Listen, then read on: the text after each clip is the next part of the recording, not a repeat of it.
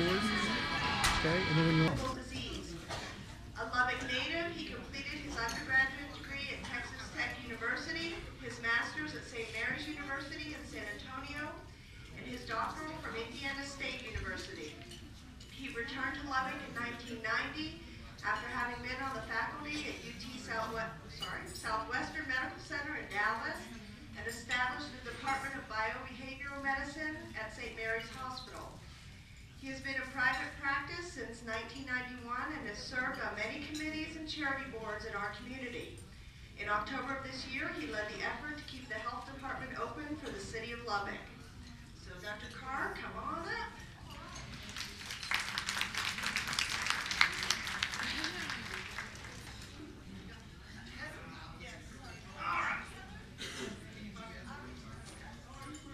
Good afternoon, folks. How are you?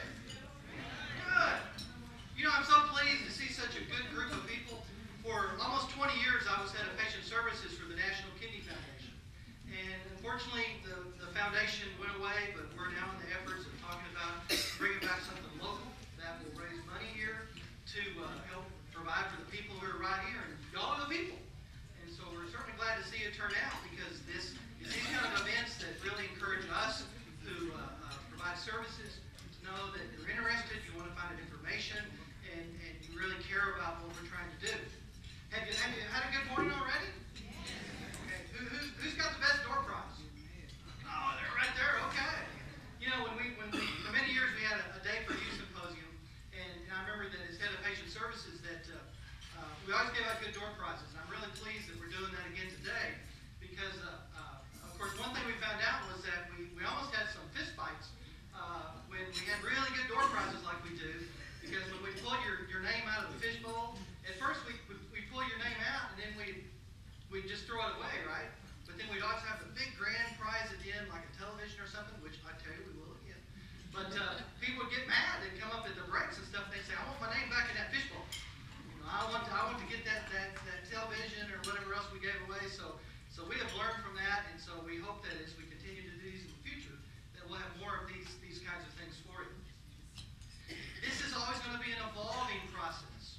And so if you'll please let us know, I don't know if we'll be doing a formal survey after the conclusion of this, but when you get back to your centers, okay, Louise says that we will, please write on there and tell us what you liked, what you didn't like, what you'd like to see different. You know, sometimes part of the trouble is we have only so much time and so many opportunities for speakers. And so, you know, one year we might have, I remember we've had a dentist here, and people really like the dentist. But the next year we couldn't get them in, we had somebody else. And so the more you participate in this, the better, because this is truly a grassroots organization. And you know, one thing I learned from recently having to deal with the city council is those folks are a bunch of sourpusses. And facts don't really seem to matter, and yet we won the day because of politics. That we got a good night. Oh, good. All right, give me just a minute. All right, so this one's hot. Okay. I'll be like a good Baptist minister. When my sermon gets weak, I'll lean closer. All right, so but one thing I learned is the importance of grassroots. Okay. Can we tone this down a little bit? It's kind of hot. Okay, she's gonna tone down. Grassroots are important. That whenever the city manager back in July had a little perfunctory 2-sentence statement that all she said to the council was that she was going to be discussing matters of public health for the city of Lubbock. That's all it said. And yet we on the Board of Health, I've been on the board about 1.5 years, we found out from people who called us and said, did you know that they were going to be closing the health department? And we said, well, no, we didn't. And all along, I think they were very dismissive of, okay, here, let me flip this here.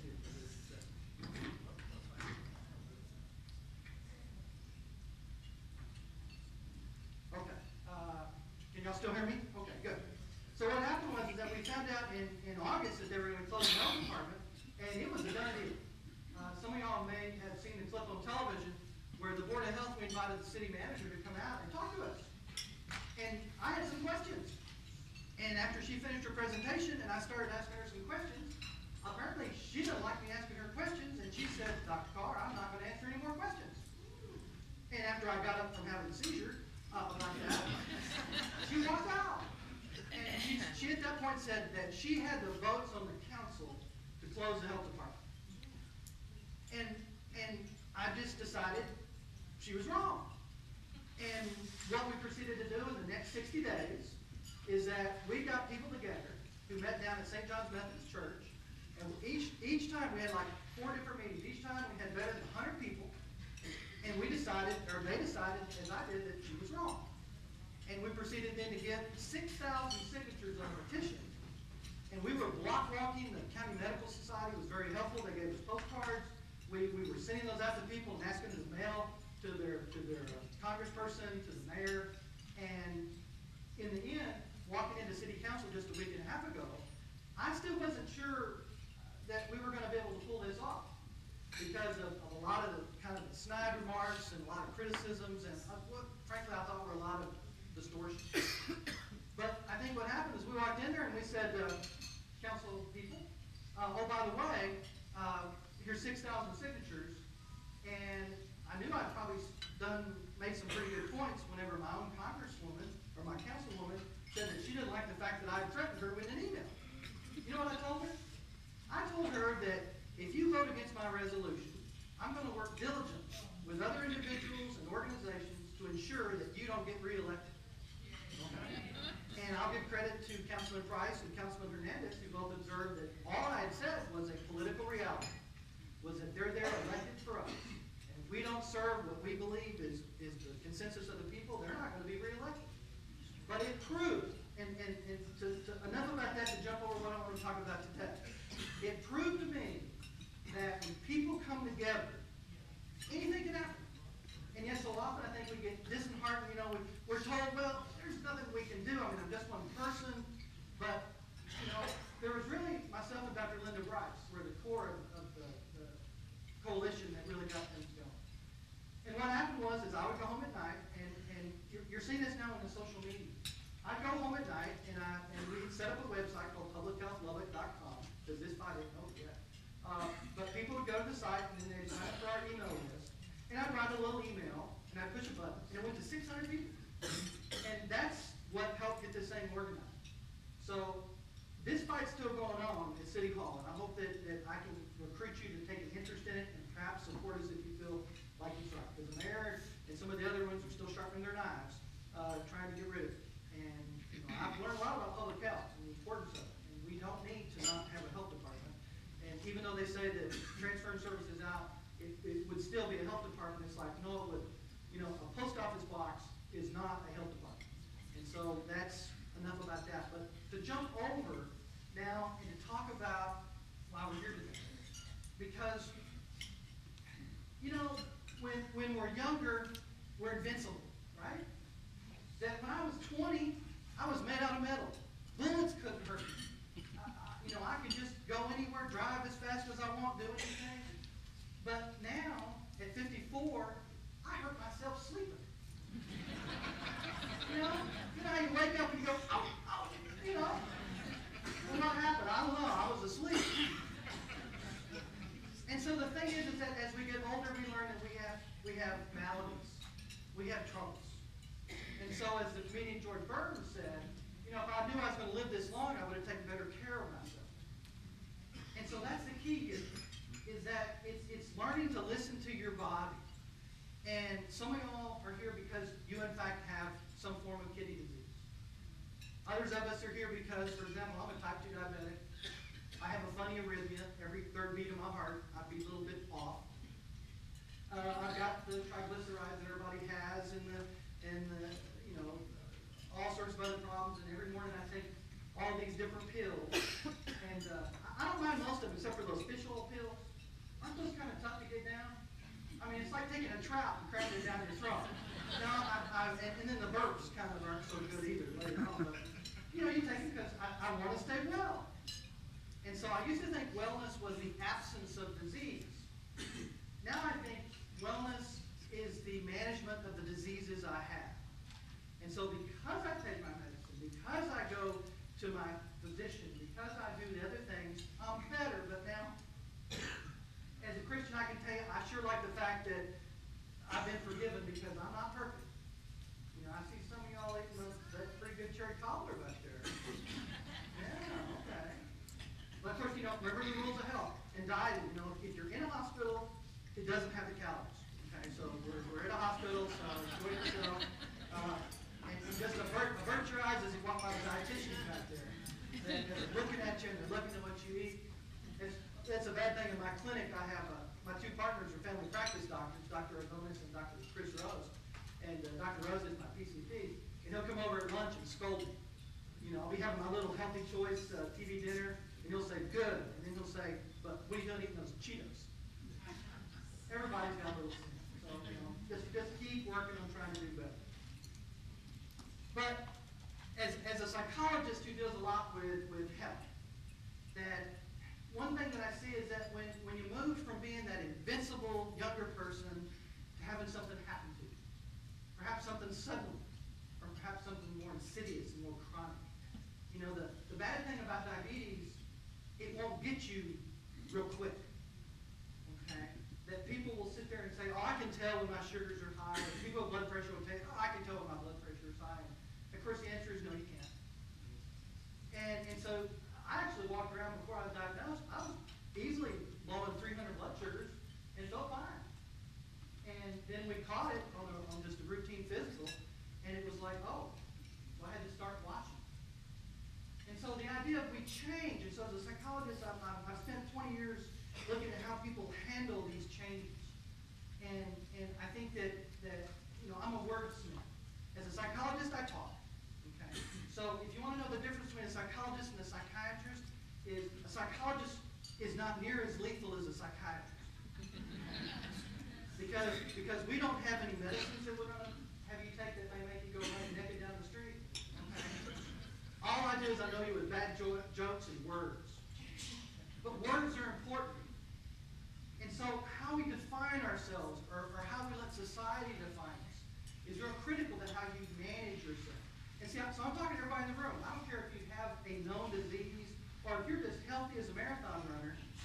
It's important to appreciate words and the role that they play. So I want to define 3 different words. Because we don't always think about what words mean, and we use them interchangeably, but they mean really different things. Okay? So the first one I want to define is the word disease. And disease, and think about all the other words that have DIS on them. Disease, disabled. Okay? That we build this image of a person with a disease who's disabled, who's dysfunctional, who has all these disses, and none of them are really very good.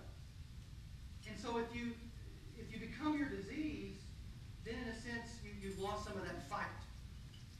And it can be overwhelming. But you know, sometimes when I make rounds at the hospital, I'll go up there and I'll hear the talk at the nurse's station, and you would think that there were just a collection of organs on the floor. You know, the staff is talking amongst themselves. They're saying, well, yeah, we got a bad set of lungs over there in 204, and bad kidneys over there in 06, and you know, we got a broke back, had some surgery in 12. And of course, I'm sitting there saying, well, those bad kidneys in 06, is the person with them in there? Because that's what I'm here to see. But listen to it. See, if you let yourself become bad kidneys, if you let yourself become diabetes or diabetic, I prefer to think of myself as a person with disease. I'm a person first. Okay? And yes, you can, for the sake of brevity, you can say I'm a diabetic. But I don't want to be a diabetic. I want to be a person with diabetes because I was a person before diabetes, and I'm still a person after diabetes. And I think that keeps me more human, keeps me more whole. Now, disease, who's in charge of disease is your doctor, and the nurse, and the allied health, and the hospital, because they're the experts. A disease is what we can see on a blood test or an x-ray. Okay? So when your sugars are running above, between 70 and about 120, then we say that if you're below or above that, then that's evidence of diabetes, the disease of diabetes. So what you do is you go hire somebody to take care of it. And you respect that a physician, a nurse, and other people in the healing arts have gone to school to learn how to manage your disease. But they may not be as good a fit for the other aspects of it. That maybe that's not something that the system allows them to have the time to talk with you about. a psychologist, as I said, I'm still a psychologist for transplants here at UMC. I've been traveling for many years. We did heart transplants back in the mid-1990s. We did 45 heart transplants. And I remember as a psychologist, the very first fellow we did a heart transplant on, he did very well. And the gentleman went home, and I saw him in follow-up. And he asked a question of me, because he thought, well, this is a straight guy. I'll ask him what he thinks. And he said, you know, doctor, my heart feels fine, but he says, my wife and I don't know if you describe it a love thing or hate thing, but, you know, we've always fought. We've been married 35, 40 years, I forget how long we've been married, he says, but we fought like cats and dogs sometimes. We always made up. Now I'm afraid to fight, because I got this new heart. He says, and you know, I feel kind of odd about this, but, you know, I'm kind of worried about the bedroom a little bit, too, because I'm afraid, you know, what if in the midst of us playing around, I have a heart attack and drop dead right on top of it? And see, he didn't want to ask anybody else about that. See, that's not really a disease. But I talked to him about it, and I explained to him, I asked him, I said, do you have any trouble having a bowel movement? He said, no. I said, well, here's the good news. You know, when people die at home, there's two places that they die. They die in bed, or they die on the commode. Because, let me tell you, if you wonder if your heart's good, when you're doing number 2 and you strain down, you pump your blood pressure up to about 260 over 200. And so if you're fine at that, just like I told him, I said, if you're not having any trouble with that, then you go right back in there and get after your wife. Whether it be fighting or fooling around, you're fine. But see, the team, the cardiac transplant team, they were looking at the disease of heart. And that wasn't the problem that he had. He had something else. But just to think about, so the disease is a scientific fact that shows up on your labs, your x-rays and stuff like that. And it's treated by your physician or your healthcare provider. So they do it. You don't really have responsibility for that. You hire somebody to do that. But then there's this next word. Sickness. And sickness and disease are different. Sickness is what we as a society decide is a disease that's severe enough that we need to do something about it. So that when you have the disease of end-stage renal failure, end-stage renal disease, we've decided as a country that that's something that we believe should be supported. So you end up going to dialysis, or you visit with the social worker or wherever, and they will help you to get Social Security disability. Because we as a society have said that's a disabling condition, and so we will support that. That we believe that people need help. Now we can argue about it could be a lot more than it is, but nevertheless we can say there's certain diseases that we think represent sickness that we as a collective have said we need to do something about that. And so we've established programs that will help. And so disease is what the doctor does, and it's a scientific fact. Sickness is kind of a social fact, and we as a group reach a decision about that. That we say you need help with that. That's something that we recognize that it's just bigger than what most people can handle by themselves. So here we have the doctor takes care of one, the society takes care of sickness, and now we get to the most important one. The one that, as a psychologist, I really want to help you to understand that that's where your fight is. And that's illness. So we have disease, we have sickness, we have illness. Illness is your relationship with disease and sickness. So it's how you see the world. So I've seen people who may have tremendous disease who aren't really ill. They've come to some peace about it. They've kind of reached a sense of it. Saw a gentleman today on the Today Show. Maybe some of y'all saw it. I just caught part of the story, but apparently he got a hold of some electrical wires, high-tension electrical wires, that burned off both of his hands, and he had kind of prosthesis here and nothing over here. And he was a tremendous singer. He was singing this morning on one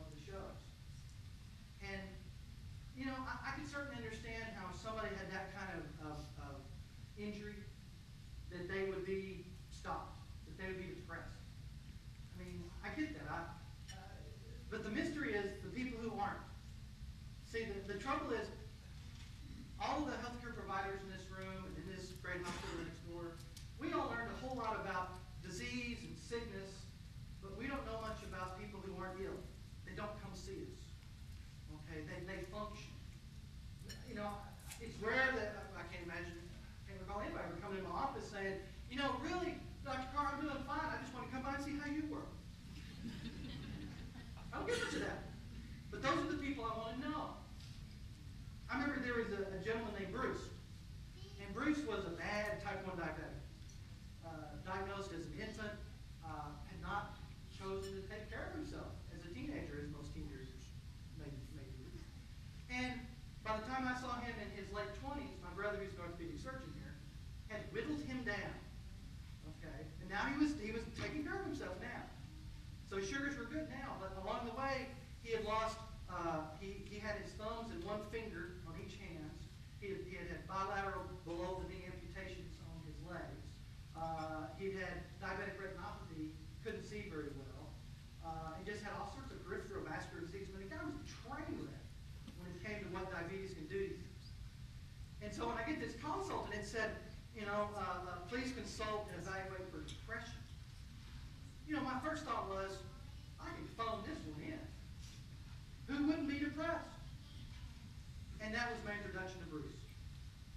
And when I walked in and saw Bruce, and I worked with him until his death about 5 years later, he was never depressed.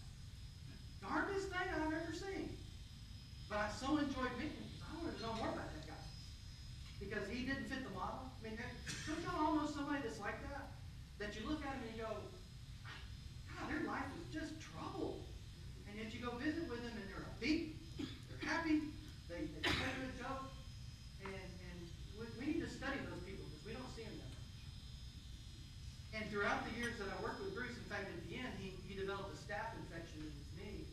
And my brother told him that they had him in the hospital for like 3 months on antibiotics. It wasn't taking out that staph infection. And they finally told him, they said, Bruce, you know, we're going to have to go above the knee and amputate to get this staph infection. And Bruce said, no, we're not going to do that. And they said, well, if we don't do that, you're going to die. And Bruce said, I know that. And so at that point, I got consulted again. I kept up with him on and off, but I hadn't seen him for a while at that point. But when I went in the hospital, and I knew what had gone on, and in fact, Bruce said, in fact, ask for me. And I thought, oh boy, here we are. He's at the end. You know, he's going to be depressed now. Finally, I can do some work. You know, I was feeling kind of bad because I'd go see him, but it was more for me than for him. And so I walked in there, and I said, in my sort of best funeral director, you know, kind of very sad, hi, Bruce, you know, what's up? Well, he looks up and he goes, oh, hi, Brian. Say, remember how my daughter moved up with her mom after we got that divorce, moved up to Illinois? I said, well, yeah. He said, well, you know, she's 14, and she's saying now that she wants to come down back to Lubbock, and she wants to live with my parents. And since you went to school around here, I thought we could kind of talk a little bit about maybe if there's a magnet school that might be interesting to her that she might want to go to. That's why he called me. Isn't that something? He died just a couple of weeks after that. But he had made his peace about all that. He was just thinking about, I've got this teenage daughter, I'd like to see if she can get into a good school. See, that's just bizarre to me. But that's an illustration of he had a disease that ravaged him. He had a sickness that allowed him to receive support, but he was never ill. And that just is something that we can all take heart from, because we either know somebody directly like that, we hear those kind of stories, but we don't really have that. We don't study those people. We just know a lot more about when people have trouble and they have a hard time. And so I'm always fascinated by knowing people like Bruce and other people who I've come to know from my music practice, because that's the story I want to know. How'd you do that? How'd that work? And see, I think it's an attitudinal thing. It's making your peace with it. I mean, like I'm saying, that we're getting close to holidays now, and I'll tell you what my resolution is. It's the same one every year. My resolution for 2012 is going to be, I will strive to make all new mistakes and sins. Because I do think you get partial credit if it's a new one. Okay? That if somebody sits there and says, you're an idiot, I do like to at least retort, yeah, but it's a new idiot. Okay? So you keep trying. You keep striving for it. And that's the thing about healthcare. For all those years that we did transplant, to appreciate that it's, I'm glad we have dialysis. I'm glad we have transplant as an option. I'm excited about stem cells. We're really not that far away. That we're going to be able to take a stem cell harvested from like the bone marrow and the femur in your leg, and we're going to be able to grow a little tiny kidney, and we're going to put it in.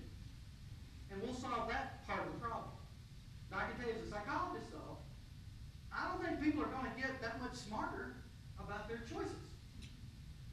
You know, the Constitution, it says we have the right to be stupid. Did y'all know that? See, think about your civics class. There's that little phrase. It says, we have the right to life, liberty, and the pursuit of. Hey, and what you think is happy, you might be really stupid. But you have a right to. And see, so that's the thing is, because I'm not without sin, I will tell you that I like Cheetos. Okay? And I know Cheetos aren't good. And when they came out, any of y'all ever use those continuous glucometers? That, you know, you put the little sensor sub-Q on your belly, and then it is wireless to the little unit, and then you go to your doctor, and then they can download 72 hours worth of data every 5 minutes what your sugars are. Yeah, I tried that out. Dr. Rose, a couple years ago when that first came out, I tried that out. And I told him when he downloaded all that stuff, and so on this graph of 3 days, he looks at it and he goes, hey, Carr, how come your sugars pop up about 11 o'clock at night? And I told him, I said, you know, I have a new name for this device. I want to call it a sin meter, S-I-N. And I don't like it. I said, because it's sort of like, can you imagine if you went into church on Sunday and the minister, the priest, was able to download all your sins for the whole week and like put it on a graph and say, what were you doing? You know, because I told Dr. Rose, I said, I'm just too old to lie to you. I said, about 10:30, everybody else in the house is asleep. It's just me and Nose, my rat terrier. She likes Cheetos. And I have to see her eat by herself.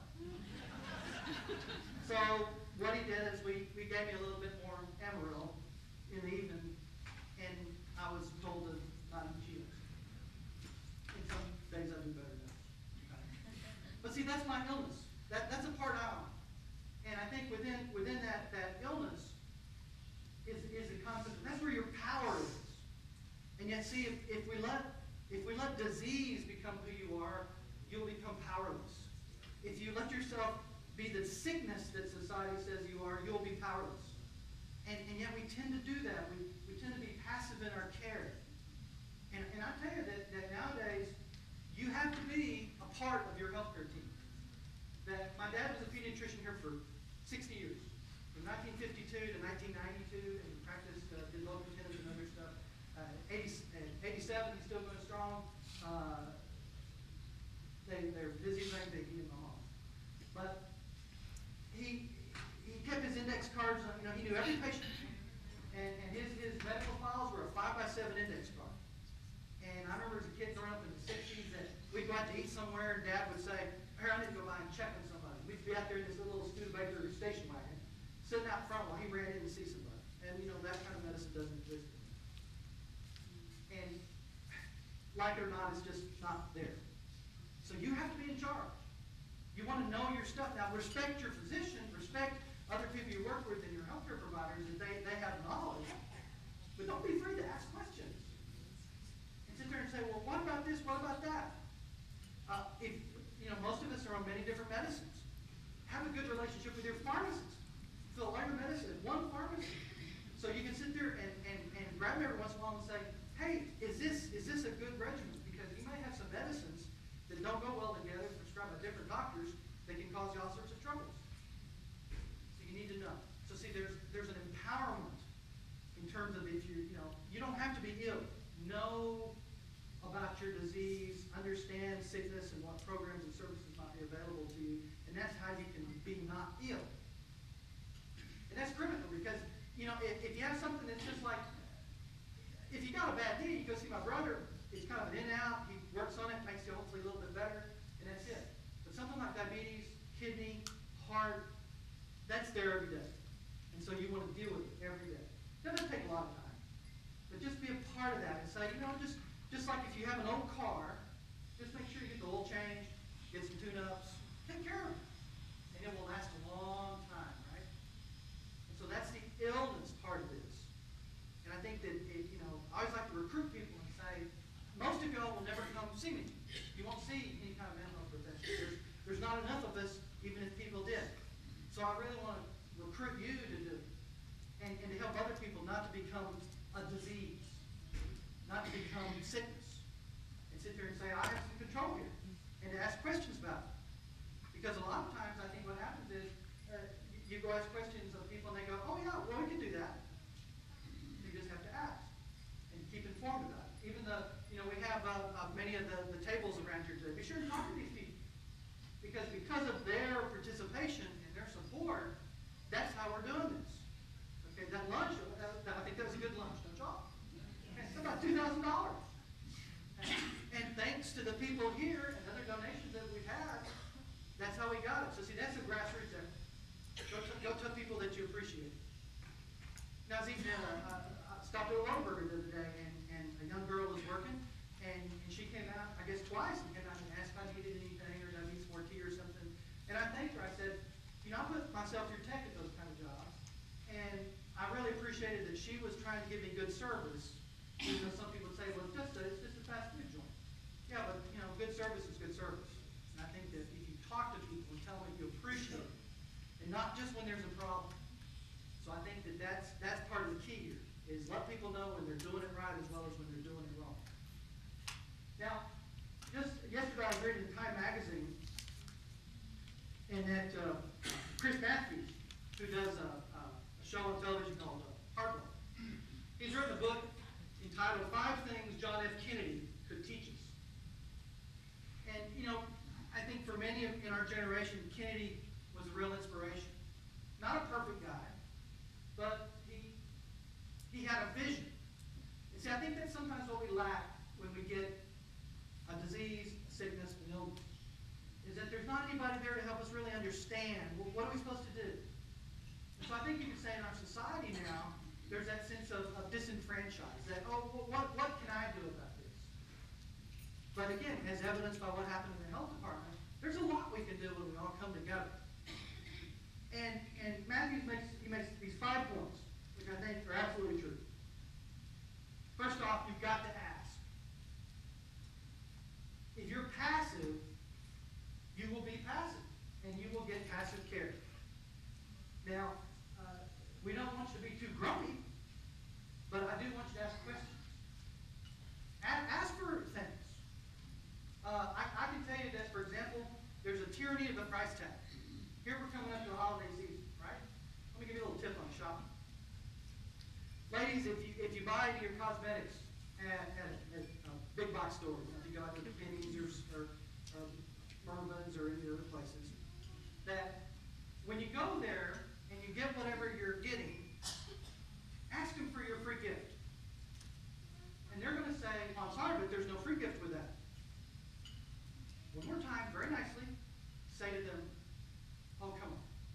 You know, you've got something left over from another promotion. You know, just a half-full tester, maybe a leftover makeup bag or something. There's something behind that counter. And ladies, am I right? Isn't there always something left over at the counters? Okay. And because you ask, and you ask nicely, you'll walk out of there with a gift that isn't necessarily a part of the cosmetic. And if you do it about 6 minutes before they close at night, they'll definitely give you a gift, maybe even 2, because they want to get out of there. Okay. I got these glasses at LensCrafter at the mall, and I was very nice with the lady. She's very helpful. I got this and some sunglasses. And I proceeded to, as they were ready, I went and picked them up. I said, I really appreciate your helping me. Now, this case is okay, a little vinyl case, but do you have a hardship case, perhaps, that you could just kind of throw in? Sure. Okay, no extra cost. And then I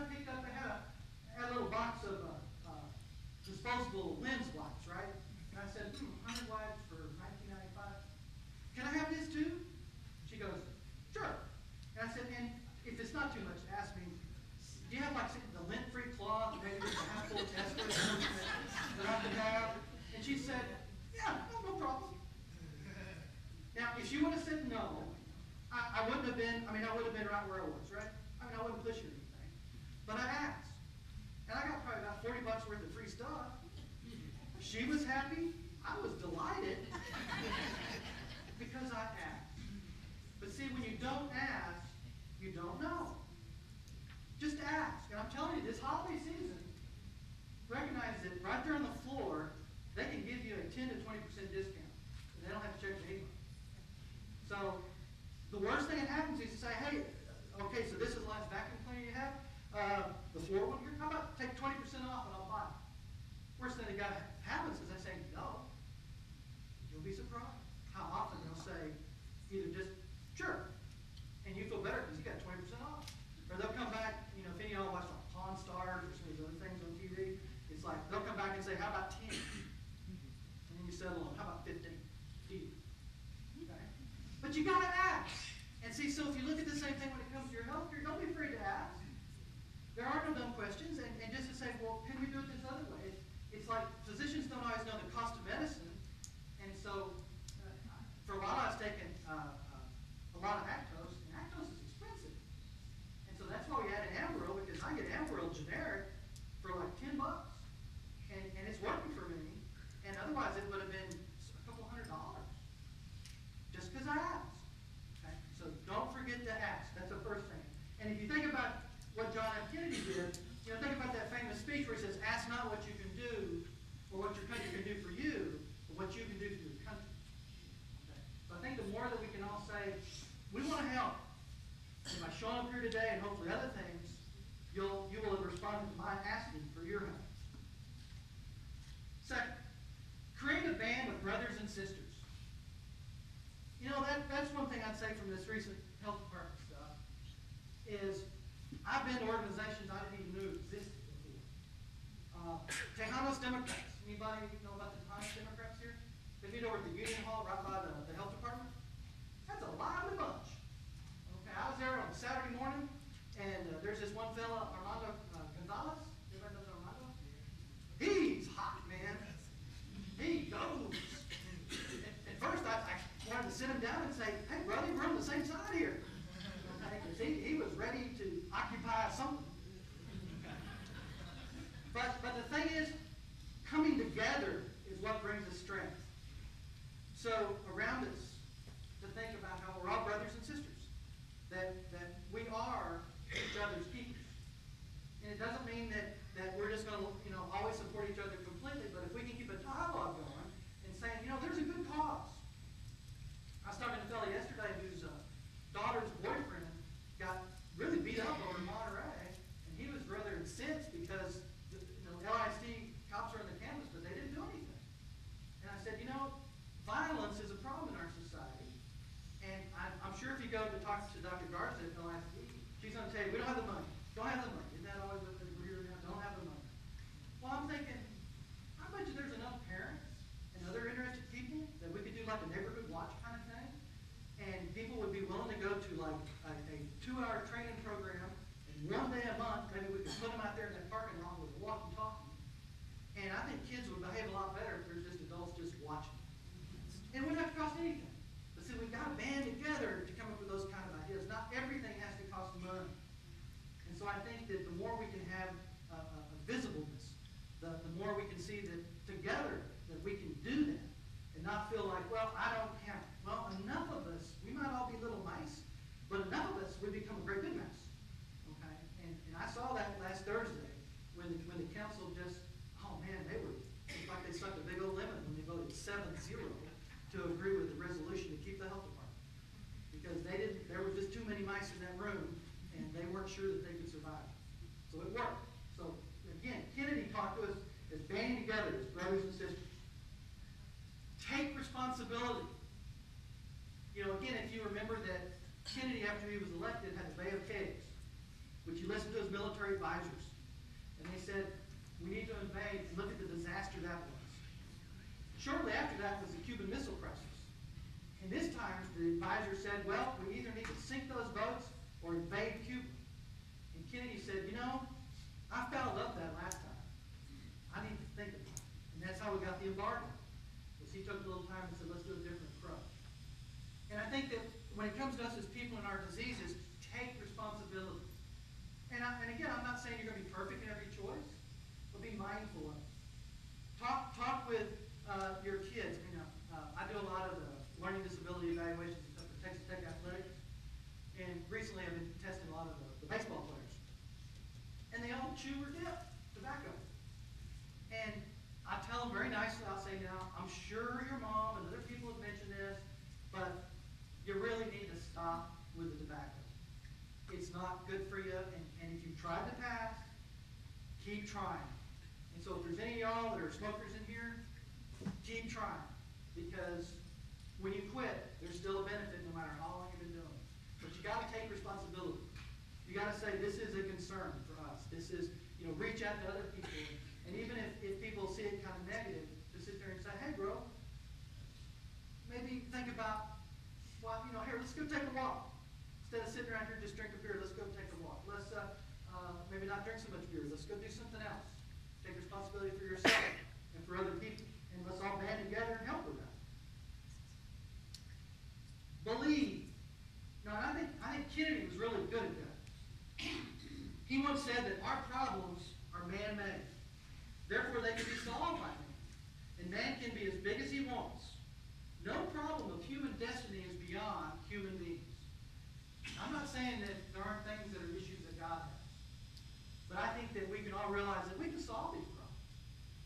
That as I talk to people about the health department and explaining how we're not going to accept this going back to where we were. I want to make it better. I want to make Lubbock a healthier community.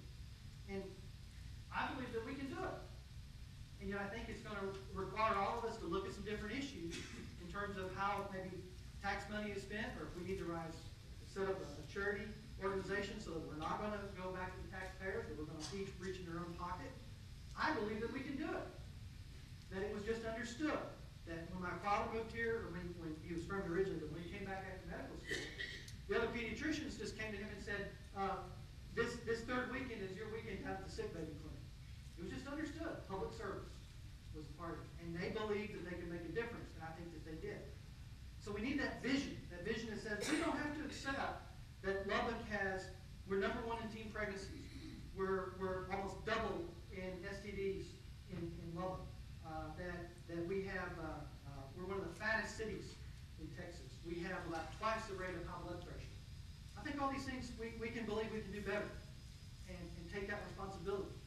But if we leave it to somebody else, we won't be able to do that. And then share that vision, or show the vision. Kennedy used to talk about how little Irish boys would get themselves to climb over orchard walls by throwing their caps over. And in reference, remember when he had that speech about at the end of this decade he wanted to put a man on the moon? That he said that, in that sense, he said that the nation has tossed its cap over the wall of space. So see, that's a challenge I have. I know how busy we are, I know how tough things are, but if we have that vision that we can do something about kidney disease, about diabetes, about drugs and alcohol and teen pregnancy and these other things, that we can. But we've got to say, this is a goal. And so I think that if we're just going to say, oh, well, there's nothing we can do about kidney disease. It grows at about the rate of about 8% a year. We have, I think by estimates now, close to 1,000 people on dialysis in Lubbock County. That number's dropped some because we've opened up centers in Plainview and other places. But I think it is unacceptable to say that, well, there's really nothing we can do. I think there's a lot we can do. And so it's a vision that we can have of saying we don't have to settle for that. And when communities come together, they can make a difference. I think it's unacceptable that a African American baby born in Lubbock is 2.5 times more likely to die before the age of 2 than a white baby. Okay? I don't think that's acceptable. And I don't imagine anybody in this room thinks that's acceptable either. So we need to set that goal and have a vision and say we're going to do better. And see, so at the conclusion of my talk here, and then we're going to all stretch our bands, right? That's going to be fun. Get y'all moving again. You're looking kind of sleepy. Too much trick talking. That in this vision we can make a difference. And so NKF, when National Kidney Foundation disappeared about 2 years ago, it was very disappointing. But I think that for those of us that have been so involved in it, this group here today shows us that I think the phoenix can rise from the ashes of that organization. And we can do it better. But again, I don't want to just go back and do it sort of, or get back to where we were. It needs to be better than that. You're going to see, for those of you that keep up with the news, I'm going to create all sorts of havoc on the Board of Health every time we have a meeting until the mayor and his cronies either agree with me or run me out of this city. Okay? That, I love parliamentary procedure. We're going to be passing resolutions, and the Board of Health doesn't have any power except to annoy. And we're going to do that at every one of our board meetings every month until the general election next May. Because I think that's when they're going to at least pretend to pay attention to it. And so I think that whether it be kidney stuff or diabetes or healthy diets or anything else, we're going to be out there. And so I hope that you'll, even if it's just talk to your neighbor and just say, hey, we need to do something about this. And not just say it's somebody else's problem. Or let them get away with saying, well, we just don't have the money. Because that is the worst argument to sit there. I mean, can you imagine them saying, well, it just costs too much to keep the police over there in East Lubbock. So the city council just wants you to know that all you guys like east of Q, no more cops are going to come over. You just better buy a gun. Nobody go along with that. Public health should be any different. That we need to take care of each other, and we can and we will. So I'll leave you with that message that I'm glad if you're my friend. I'm glad if we're brothers and sisters, but I need Confederates. I need an army. Okay? And with that, we can really push for some stuff and not just make it okay for them to say, oh, well, I know it's hard to get by on Social Security disability, but what can we do? Well, I guarantee you that every time our congressman is here, our senator is here, go give them one for, and at least let them know we're watching. Okay? And if you're interested in doing more with us, if you have access to the internet, go to publichealthlubbock.com, and you can sign up and get it, and the email comes to me, and I'll put you on the distribution list. But whether it be a larger effort like that, or just within your own family, in dealing with your illness, you can do it. Because we've all known people like my friend Bruce, who surprised me to the very end. And so I get it if you're having a hard day. And I won't give you any trouble and say that somehow that's a fault. I mean, it's perfectly understandable. It's just that mystery of people who don't. The ones who can chuckle and tell a joke and are still so upbeat and realizing that humor is what sets us apart. Humor fractures that moment. And again, I think that's why we tell jokes about stuff that scares us. Because we don't know for sure. Like, I know this one guy, he's definitely going to heaven because he's joined every church in town.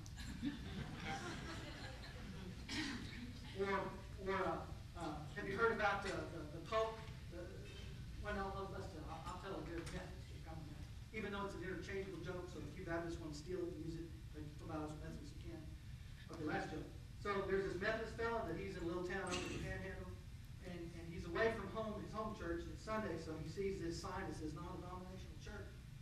And he figures, well, I'll go in there. I'll get good piece of the Lord. And so he doesn't see the other side of the sign that says Baptist Day. Okay, so he goes in there and plays full Baptist. Now remember, this is interchangeable, so don't get mad at me. It's a bunch of Baptists, a bunch of Methodists. But the Methodist guy goes in there and a bunch of Baptists, and the Baptist preacher is railing, He's sitting there saying, now how many of you folks are Baptists? Everybody raises their hand but this one Methodist guy. So the preacher looks down at him and says, sir, what are you? And he says, well, I'm a Methodist. Like my daddy and my dad before him. The preacher says, is that your only reason? Well, what would you be then, sir, if your daddy and his daddy before him were idiots? And the guy says, well, reckon then I'd be a Baptist. Get mad, you just a joke, it's like, but see, humor's fun. It doesn't have to be ugly. It's a good joke. And so, just laugh a little bit. We're going to exercise now. We've got the rubber band people here. Got ready? Okay. I'm going to turn it over to them. I'll be around for a little bit, but please help us to make a difference. Let's make Lubbock the healthiest city we can. Thank you so much.